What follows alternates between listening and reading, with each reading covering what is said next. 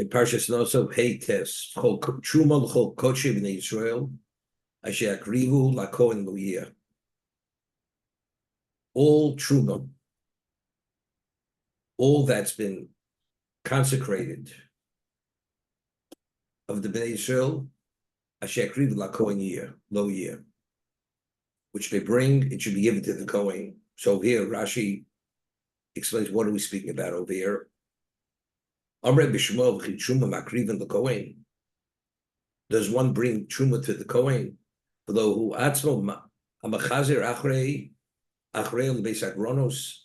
Cohen goes to the granaries, and as we discussed, the owner processes the grain, he tithes it, and he gives the tithe to the Cohen, but the Cohen comes to the granary. But here it says you bring it to the Cohen. Ela bikurim. We're speaking specifically of bikurim. Shenemar b'hem tovi beis Hashem elokecho.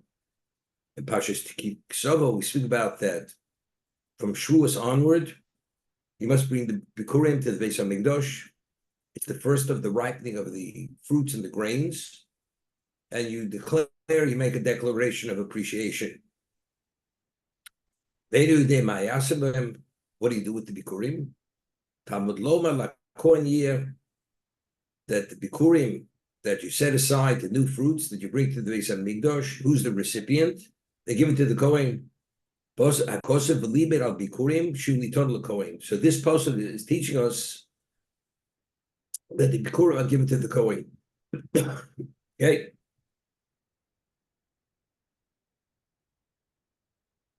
This is kadosh of the year. We'll see what this is speaking about. And each person, kadosh of what's been consecrated, it should be for him. Each man which is to the Kohen lo year, he is a beneficiary. What is this speaking about? So Rashi over here cites Chazal. Ish is kadosh of lo year.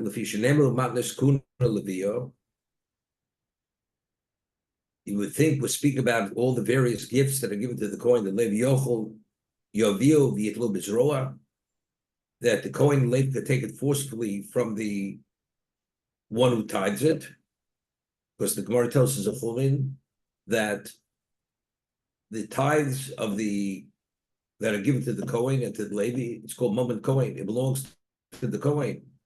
So if the Kohen belongs to the Kohen, he has a right to take it. And the Yisrael has no say in the matter. He can't pick and choose which Kohen he wants to give it to, because the Kohen has a claim.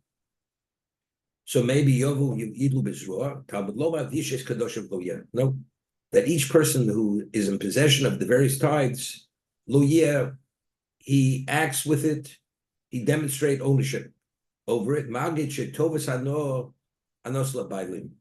That the right to choose which Kohen, which Levi receives it, this right is reserved for the one who tithes it, who originally tithes the grain, or the various, whatever that gift is. Old Ben Joshim Harbe, Doshim B'Sifri, Medshagod, the Ish is Kadoshov, as Kadoshov Lo Yeh, Misha Ma'akev Maisroso, Ve'ena Nosom, person who withholds the Meiser, and he does not give it to the Levi, to the Kohen, Lo Yeh HaMeisers. Lo Yeh, he's only going to have 10%. If you withhold the 10% from the Kohen, from the Levi, all you're going to end up with 10%. Normally, you give the 10%, you have 90%. But if you withhold the 10% of the Kohen, Hashem says ultimately your profit margin is going to be 10%.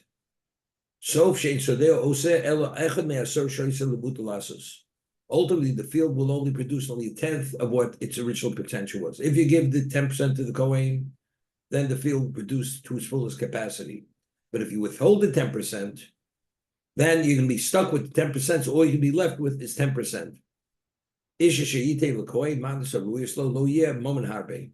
if you do give the various gifts to the Kohen, to the Levi, lo yeh, momen harbe, he's going to have great amount of money. Okay? You withhold, you have less. You give, the Gemara tells us the Ksubis regarding tzedakah, charity. There was a dictum in Yerushalayim, they would say, the more you salt, the less you have. The less you salt, the more you have. The Gemara tells over a story about Nagdim and Ben Gurion, Magdim Ben-Gurion was one of the three wealthiest Jews in Klal Yisrael before the destruction of the Beis Hamikdash, and Reb Shimon Yochai was traveling with his students, and he sees a young woman picking barley from the dung of the donkeys of Arabs, specifically the dung of the donkey which belongs to Arabs. And he comes close, and immediately comes close to her. She recognizes Reb Shimon Yochai, the holy rabbi, and he asks her, "Who are you?" She says, "I'm the daughter of Magdim Ben-Gurion." So Reb Shimon Yochai says to his students, "I remember I was at a wedding, and I arranged the ksuba at the wedding, and her father had given her 1,000,000 gold talents of gold for the ksuba. That's what he'd given as a dowry, a million talents of gold. And today, she's picking barley from the dung of the donkeys of Arabs." So he says to her, "What happened?" So she says, "My father lost his wealth, lost everything." So he says to his students, "Just look what happened. Here, this woman came from a family, they were on top of the world. And they fall to a level, not only does she eat these grits, but she's picking it from the dung of donkeys, which is like the lowest animal. And not only the lowest animal, from the animal that belongs to an Arab. To what degree do we fall when we fall?" So the Gemara asks a question. Why did Magdim Ben-Gurion was such a philanthropist? He gave so much stucco that when he would walk, he would never walk on the ground. He would always have silk carpets. And before he'd walk, they would spread out these silk carpets, and he'd walk on them. And after he'd walk on them, they would roll them up and give them to the poor. This is besides the stuff he had given. So he gave so much stucco. Why did he lose it? It says, "Asa ta'aser." If you give an appropriate amount of stucco, it engenders wealth. Asa b'shul kasasha. What happened? So the Gemara says he didn't meet the required minimum, did not give enough. And the Gemara says, "Lefum gam l'shichno." According to the camel its load. Every camel has a capacity.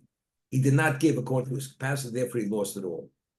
So because he was meant to give it, and he didn't give it, and Hashem says, if that's the case, not only are you not going to return what you have, you're going to lose what you have. Similar here. When you're meant to give something, and you withhold it, and you don't give it, you can have, if you give it, you have multiples. Many multiples of what you give. But if you don't, what you're meant to give, that's what you'll be left with. That's the mida keneged mida. You give, so that's what the Gemara says in Ksubis. The more you salt it away, the less you have. The less you salt it away, you give it away, the more you're going to have. That's the Gemara Ksubis.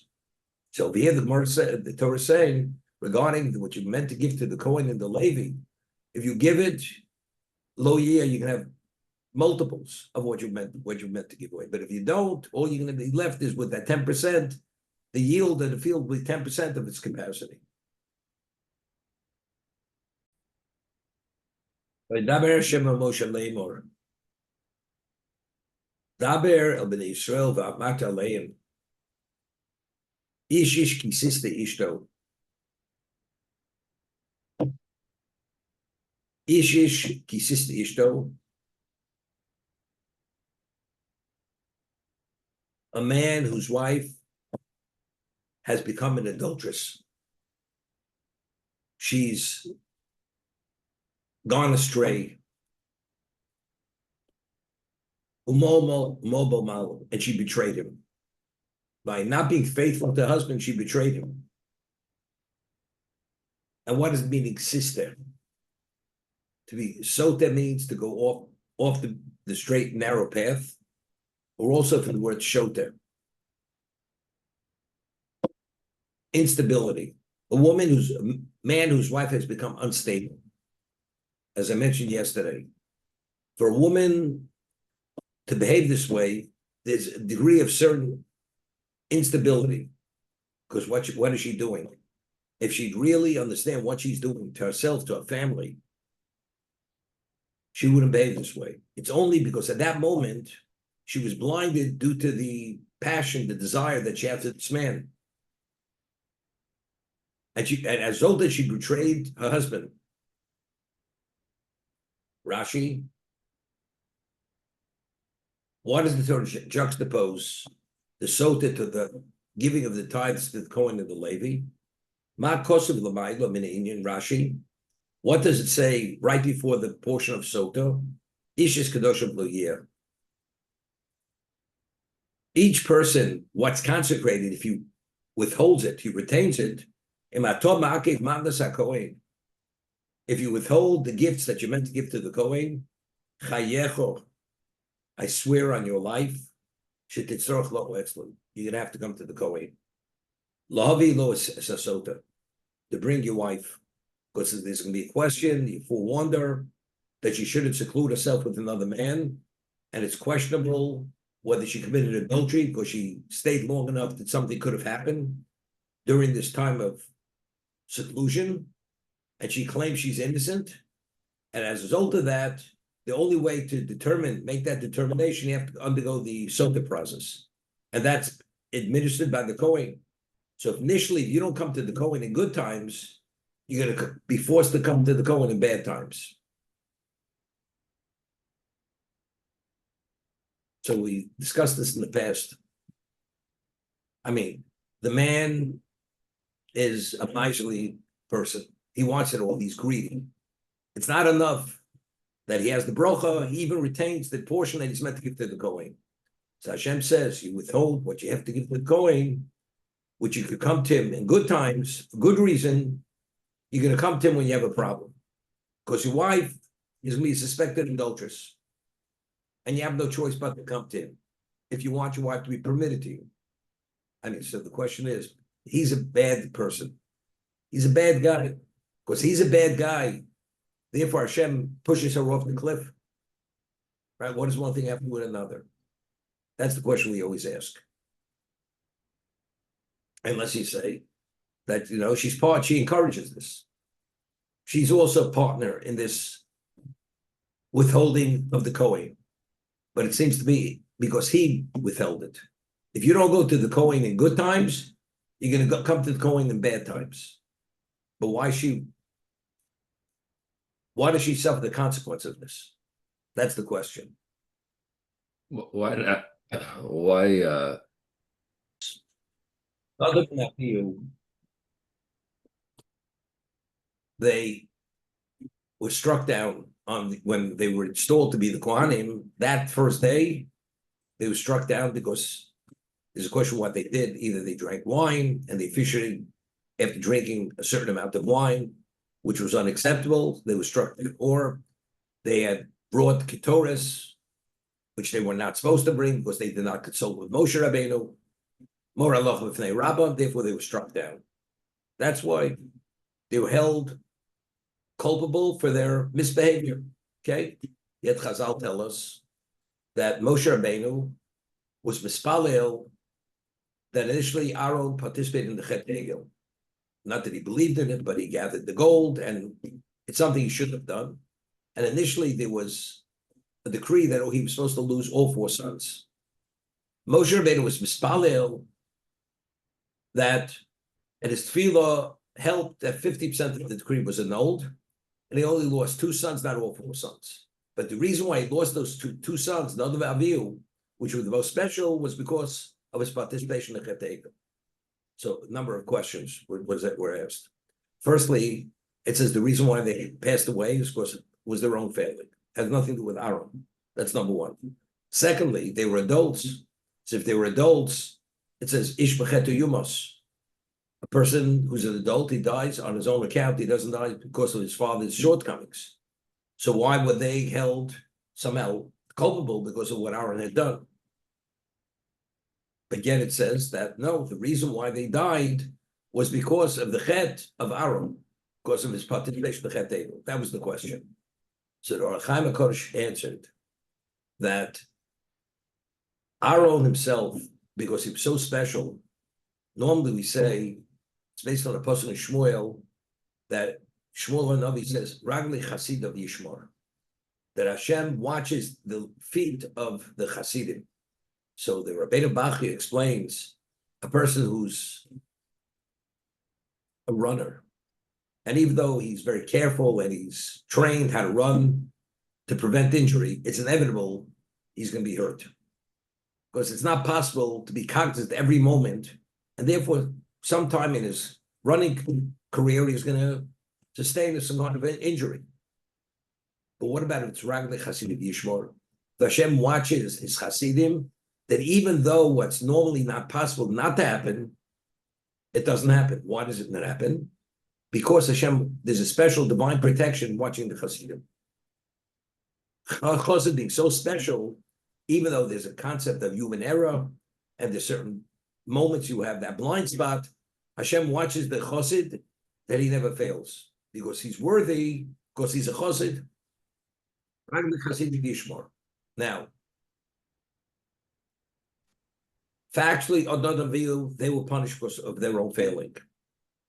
But the question is, the merit of Aaron being so special, his merit should have protected his children from not understanding their mistake. They made a mistake. But because of the mistake they made, it cost them their lives. But the question is, why did Hashem give them the clarity that he should not make that mistake? The answer is because the only way they could merit such a level of clarity is the merit of their father. But because their father was meant to suffer the pain of losing two sons, his merit did not cover them, did not give them that level of clarity.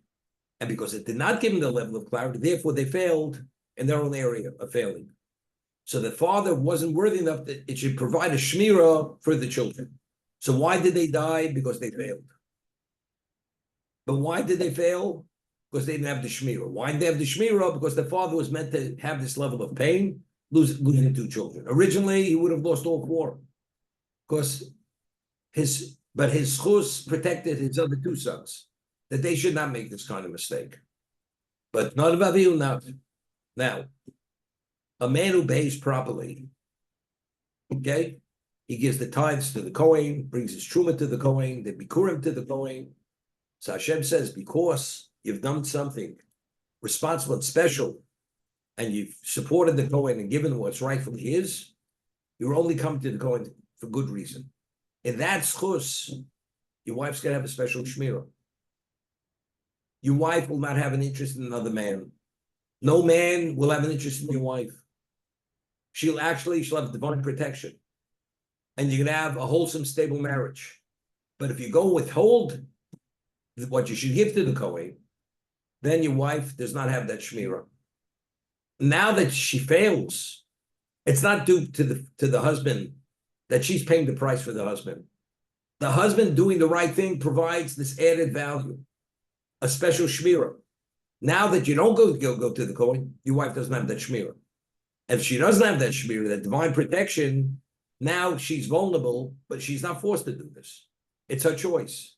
She chose to be attracted. Or somebody noticed her, which normally, if she would have the shmirah, nobody would have noticed her. Nobody would have had any interest in her. So why did it happen? Why did she lose this special divine protection? Because you did not behave properly. Therefore, you were not worthy to provide that divine protection on behalf of your wife. That's what we explained it in the past, similar to what the Orachaim Kosher writes regarding Nodvav view. Struck the rock. And because he struck the rock, Moshe Rabbeinu did not go into Eretz Yisrael. Why did Hashem give Moshe Rabbeinu that challenge? Moshe Rabbeinu had choice. He had Bechira. Because Hashem knew that he would fail, which was his choice. That's why he gave him that challenge. Because Hashem did not want him to go into Eretz Yisrael. Because it would not have been in the best interest of the Jews that Moshe Rabbeinu should go into Eretz Yisrael, as we explained. Because if he would have built the Beis HaMikdash, the Beis HaMikdash would have couldn't have been destroyed. And therefore, as a result of that, when the Jews failed, Hashem can't take that collateral in their place. So who he would take? He would take the Klal Yisrael themselves. He would have to destroy them. So it was the interest of Klal Yisrael that Moshe Rabbeinu should not go in. See, the same thing with Nadav Avihu. He gave him a challenge which he knew they would fail, as great as they were, because Aaron had to pay the price. Just as an aside, Rabbi, why didn't Hashem just tell Moshe, listen, Moshe, you can't go in because not for the best interest of the Jewish people. Sorry. And Moshe would have said, I hear you, I'm not going in. If a person is worthy to go in, you can't keep him out. You can't keep him. Hashem could say, you can't go in. Okay. You know something, if you have somebody who's qualified to be a leader and somebody else comes to the plate and he can't hold up a candle to someone else, then the second person can't hold up a candle. He doesn't give any illumination. Moshe Rabbeinu was disqualified. The disqualification has to be in his essence. If he would have been in a position that he was qualified to take him in, he had to be the leader. He was not the leader because it was time for him to pass away. He had to die. Moshe Rabbeinu couldn't stay behind. Couldn't stay behind. Right? You could say, let him stay behind. And let them go without him. The only way Moshe could stay behind, he has to die. There's no such thing as a Jew not going to Eretz Yisrael. But how does he die? He's not liable to die. So he has to sin. That because of that sin, his life comes to an end. What was that sin? The challenge of the Mei Meriva. He struck the rock.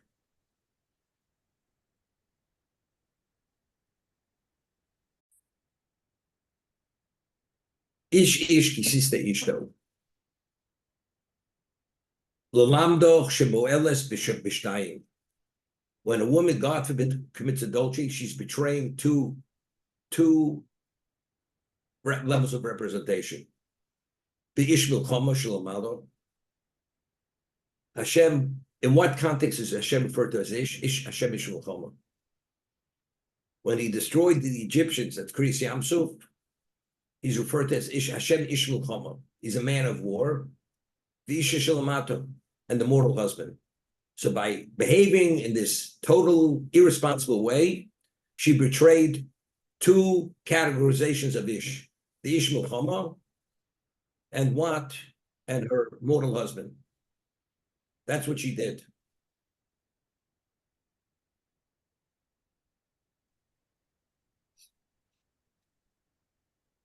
When we depict Hashem as ish milchama, this is the most extreme level of what? Of not to be tolerant. Hashem will not tolerate this under any circumstance.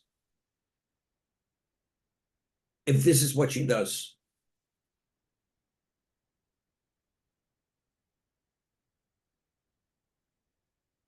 It's a line he will not tolerate if the woman crosses this line.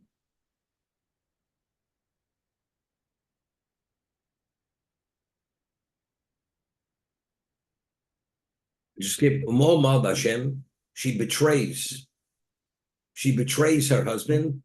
That she had relations with another man. That's the ultimate betrayal. To Hashem and to the husband.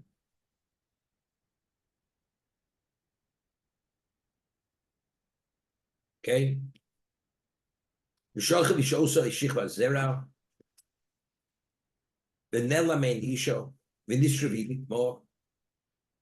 And she had cohabited with another man, and the husband was not aware of it. Venistro.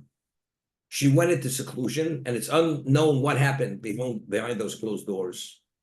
And she was defiled through the act of adultery. And there's no witnesses to testify what happened behind closed doors. And she was not raped. This is something she consented to this. Because we read later, the God forbid if a woman's raped, right? The concept of onus rachman apatre, that if something happens beyond the person's ability, the person is not held accountable. I mean, the rapist committed adultery, but the victim, she's not held accountable. And the Torah compares the person goes and commits murder and takes a person's life. The victim is not held accountable. He's the victim. Oh, if she'd be raped, she's the victim. But over here, because she consented, therefore she carries full liability for this behavior. Rabbi, if she was raped, can she marry a Cohen? No, Cannot. Okay. it's only if she's raped as a married woman. The woman is single and she's raped by a Jew, right? Even though she's raped, she's not defiled. She's not considered a defiled woman. It's only because she's married, that's why she's considered a defiled woman. Because an act, a man other than her husband had cohabited with her. That's what's considered a defilement. Okay? That's why. So a teenage girl would not be disqualified. Teenage, regardless, it has nothing. But what happens if a woman has relations with a non-Jew? That person cannot marry her, or with a sibling that has an incestuous relationship. She's defiled. Once she's defiled, she's not permitted to a Cohen anymore. She assumes the classification is called zona. She's a zona. And therefore a zona is not permitted to a Cohen. Okay?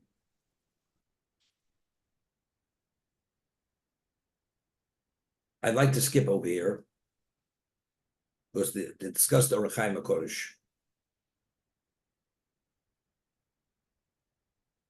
Let's talk about the chet of Adam Rishon, the sin of Adam. Hashem says he should not eat of the Eitz Hadas, the fruit that's Tovara. The snake, the ancient serpent, goes and seduces Chava to eat of the Eitz Hadas. Not only to eat of the Eitz Hadas, the Gemara tells us, he penetrated her and he infused in her Zorma, spiritual pollution, impurity. That's what he did. So what happened at the time of the Chet of Adam Rishon? What happened with Chava? It's not only the fruit was ingested, she was defiled. She was defiled, an act of adultery took place. The equivalent of adultery, she was Adam's wife. And the snake penetrated, which is the equivalent of adultery. What was the consequence of the events of the moment? Hashem says, this existence, because of what happened, has been putrefied. I'm out of here. And Hashem removed himself from existence. And the original intent of creation was what? That Hashem's relationship be with mankind on the terrestrial level, not to be in Shamayim, in heaven with the angels, to be with the human being. But because something so vile took place, an act of adultery, in addition to the Eitz Hadas, Hashem says, I have nothing to do with this existence. And he removed himself from this existence. Okay? Now, so the Rechaim HaKodesh cites the Chazal. We find that the water on the terrestrial level, we find on the second day of creation, it says that Hashem separated between the waters, the upper waters and the lower waters. Now, the low waters are referred to as Mei Bochim. I mentioned this Chazal in the past. The crying waters. Why were they crying? Because they came to Hashem and said, you know something, until now, my proximity was with you. But now that we've separated the upper waters and lower waters, that relationship is no longer the same. The proximity to you is not the same. Hashem says, I'm going to make it up to you. Kol karbanecha takriv melech. Water we're speaking about is like ocean water, is salt water. The salt, every carbon that's brought in the Mishkan and the Beis HaMikdash has to have salt on it.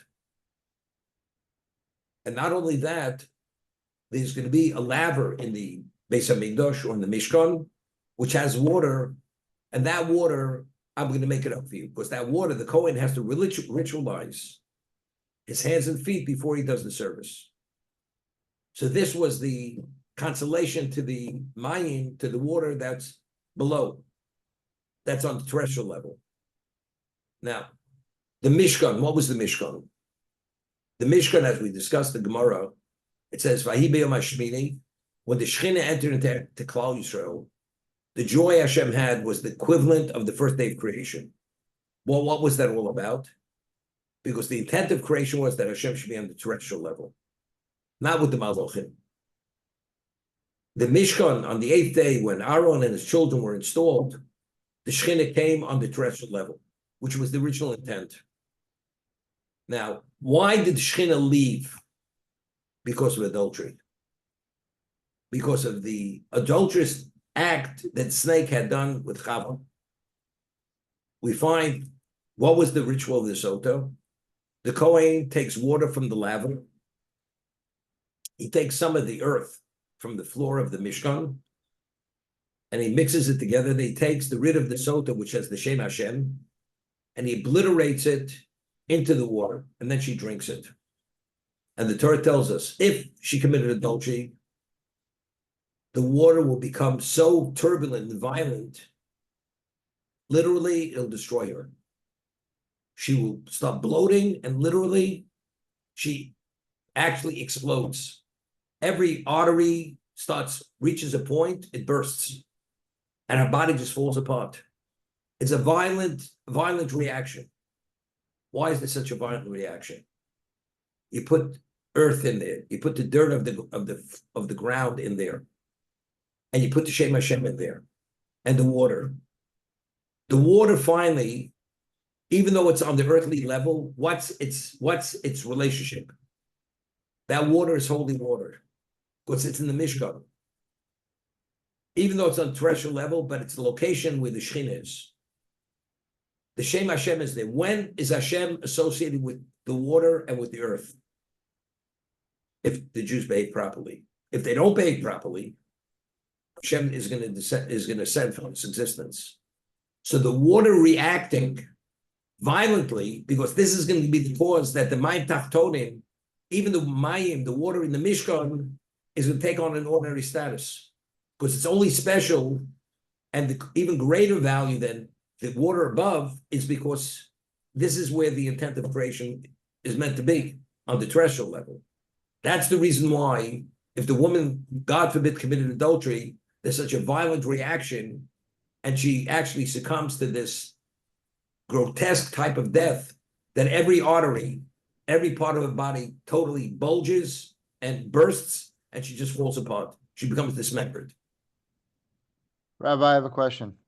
What I want you to digest, the son of he came and he wanted a portion. His mother was from the Shevet Dan, and he wanted a portion of the land. And they said to him, but your father was an Egyptian. You have no portion. And the dividing of the land is based on the paternal line. It's not based on the maternal. Therefore, you get no portion. So it says he blasphemed. He cursed with the name of Hashem, and he was put to death. But what was discussed right before that? What was discussed before this, the lechem haponim. The showbread, which was on the shulchan. It was there for 7 days. On the 7th day, it was divided between the incoming group of Kohanim and the outgoing group of the Kohanim. If you have bread on the table for 7 days, usually it gets stale. And what happens if sometimes it's there longer? Because you have to be able to bake it, whatever. So he says, it doesn't make any sense. A mortal king, there's no such thing. He doesn't eat bread right out of the oven. And Hashem, who's the creator, is the master, the king of kings. You give him stale bread to eat. But there was a miracle. The bread, the showbread that was divided from Shabbos to Shabbos, it retained its freshness. It was hot right out of the oven. It was not affected by the environment, that it began deteriorating due to the exposure to the air and to the location. Why? Because the Mishkan itself was, even though it was a physical location, but its context was spiritual. And in spiritual, there's no change. So the outer effect, there's no outer effect. Therefore, the bread, the showbread that was eaten off the shulchan, off the gold table, was not affected by the environment. And as it came out of the oven fresh and hot, when the Kohanim divided, it was fresh and hot. Because that was the bracha. Because when the Shekhinah is there, you're unaffected. You're unaffected by anything. There's nothing negative. Because the Shekhinah is there. It's the equivalent of the celestial on the terrestrial level. The water in the Mishkan, the laver, even though it's on the terrestrial level, it's the equivalent of celestial, but even better, because that's the intent of creation. Because that's where Hashem wants the Shechin should be. But if this misbehavior is going to drive the Shechin out of the location, that means the water itself is going to be denied that relationship. So that relationship of earth, water is no longer going to be. As a result of that, that's the reaction of the Sota. When the Shem Hashem is obliterated in there, the Shem Hashem will not remain. The Yud Kei Vav Kei is going to remove itself from this existence.